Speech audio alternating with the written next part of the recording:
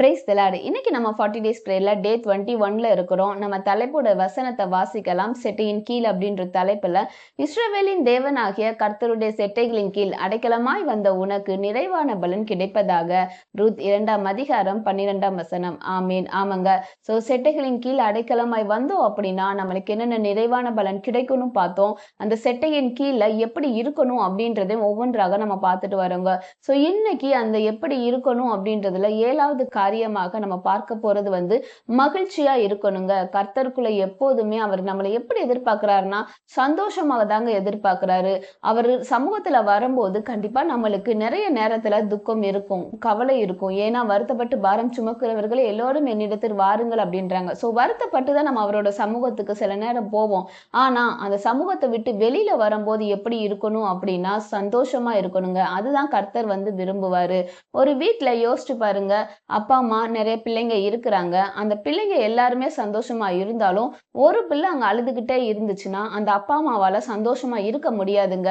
என்னதான் மற்ற பிள்ளைங்கள் எல்லாரும் சந்தோஷமா இருந்தாலும் அவங்கள பார்த்துட்டு, ஆனா இந்த அழுகிற பிள்ளைய பார்த்துட்டு அவங்க கவலைப்பட்டுட்டு தான் இருப்பாங்க.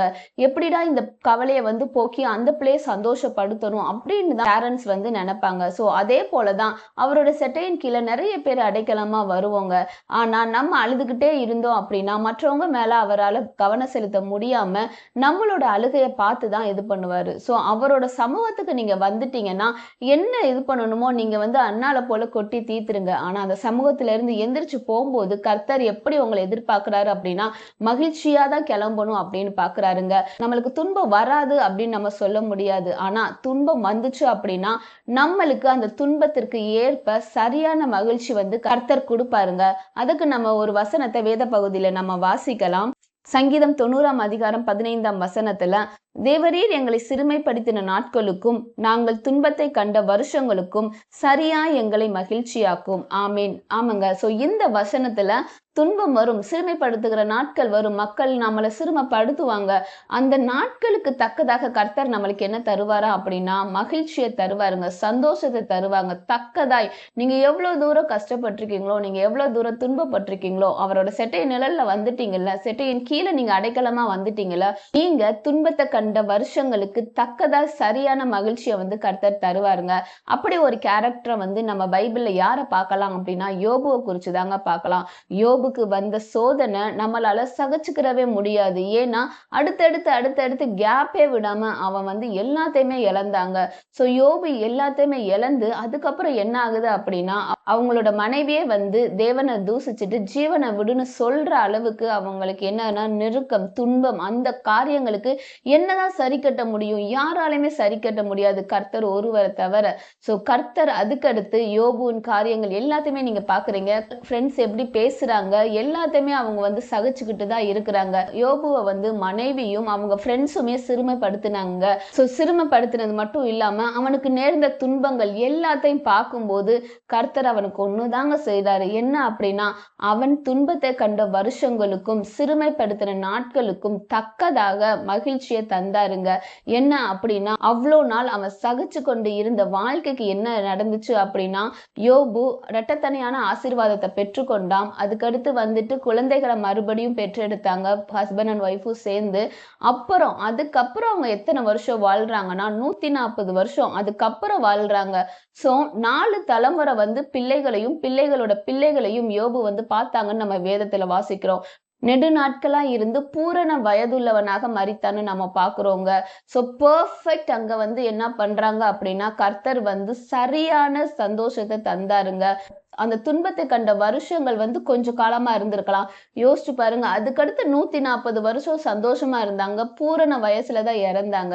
ஸோ இன்னைக்கு நீங்க துக்கமுகமா காணப்பட்டுட்டு இருக்கலாம். அவரோட செட்டையின் கீழே வந்தாலுமே என்னுடைய துக்கம் எனக்கு சந்தோஷமா மாற மாட்டுது அப்படின்னு நீங்க புலம்பிக் கொண்டு இருக்கிறீங்கன்னா கண்டிப்பா கர்த்தர் இன்னைக்கு உங்களுக்கு சொல்றாருங்க, நீ சந்தோஷமா இரு. நீ சந்தோஷமா இருந்தாதான் எனக்கு பலன், எனக்குள்ள நீ சந்தோஷமா இருந்தாதான் உனக்கு பலன் அப்படின்னு சொல்றாருங்க. நிறைவான பலன் பலன் நம்ம பார்த்தோம். அந்த பலன் எப்படி வரும் அப்படின்னா நம்ம சந்தோஷமா இருந்தா மட்டும்தாங்க வரும். ஸோ அவருடைய சமூகத்துல நம்ம மனமகிழ்ச்சியா இருப்போங்க. மனமகிழ்ச்சி முகமலர்ச்சின்னு நம்ம பார்க்குறோங்க. ஸோ கர்த்தரிடத்துல நம்ம மனமகிழ்ச்சியா இருப்போம். எப்போதுமே அவருடைய செட்டையின் கீழ்ல ஆனந்த களிப்போட நம்ம காணப்படணுங்க.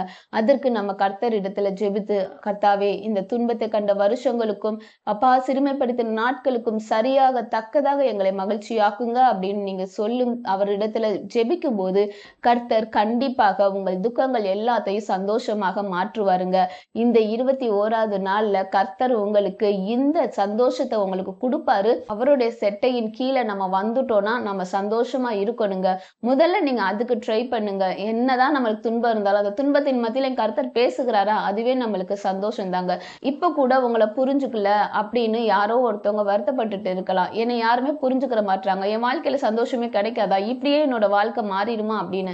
ஆனா கர்த்தர் இன்னைக்கு உங்ககிட்ட சொல்றாருங்க, நான் என்னோட சந்தோஷத்தையே கொடுக்கிறேன், நீ மகிழ்ச்சியா இருக்கிறது தான் எனக்கு பலன் அப்படின்னு கர்த்தர் சொல்றாருங்க. சந்தோஷமா இருங்கள், சந்தோஷமா இருங்கள் என்று மெய்யாகவே உங்களுக்கு சொல்லுகிறேன் அப்படின்னு சொல்றாருங்க. துக்கம் சந்தோஷமா மாறும். உங்கள் கண்ணீர்கள் எல்லாம் ஆனந்த களிப்பாக கர்த்தர் மாற பண்ணுவார். அவரோட செட்டையின் கீழே நம்ம சந்தோஷமாய் காணப்படுவோங்க. எல்லாருமே சேர்ந்து நம்ம இந்த காரியத்துக்காக நம்ம ஜெபிக்கலாம். அன்புள்ள ஏசப்பா தகப்பனே, இந்த 21வது நாள்ல டாடி ஆவியானவரே, அப்பா ஸ்தோத்திரம் தகப்பன், நீங்க எங்களுக்கு சந்தோஷத்தை தருகிற தேவன்பா.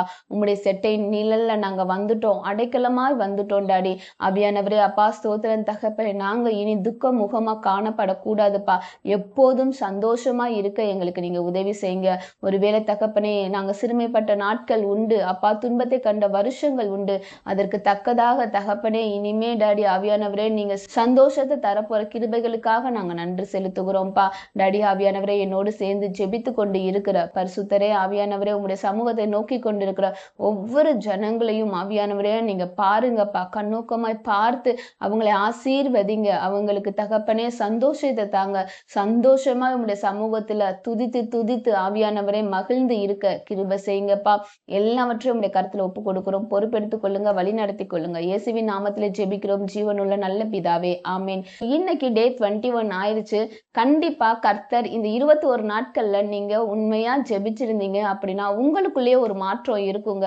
உங்களுடைய கேரக்டர்ஸ்ல மாற்றம் இருக்கும், இல்ல உங்களோட பொருளாதார வாழ்க்கையில மாற்றம் இருக்கும். ஸோ என்ன காரியத்துல கர்த்தர் உங்களுக்கு மாற்றத்தை தந்தாரு, உண்மையிலேயே உங்களுக்கு யூஸ்ஃபுல்லா இருந்துச்சு அப்படின்னா கமெண்ட் செக்ஷன்ஸ்ல நீங்க உங்களோட சாட்சியை சொல்லுங்க. கண்டிப்பா இது மற்றவங்களுக்கு பயனுள்ளதா இருக்கும். உங்களுடைய சாட்சி மற்றவங்களை உயிர்ப்பிக்கிறதா இருக்குங்க. ஸோ கர்த்தர் உங்களை ஆசீர்வதிப்பாராக. ஆமீன். God bless you. Jesus loves you.